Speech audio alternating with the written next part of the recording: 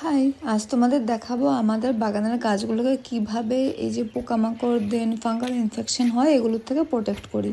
তো ফার্স্টেই রয়েছে সাব ফাঙ্গিসাইড, ম্যাক্সিমাম টাইম আমি এটাই ইউজ করি। তো এটা বাগানের কি কাজে লাগে, এটা বেসিক্যালি বাগানে যেসব ফাঙ্গাল ইনফেকশন হয়, মানে অনেক সময় দেখবে যে গাছের পাতায় হলুদ হলুদ স্পট পড়েছে বা কালো স্পট পড়েছে, সেগুলোকে প্রিভেন্ট করে।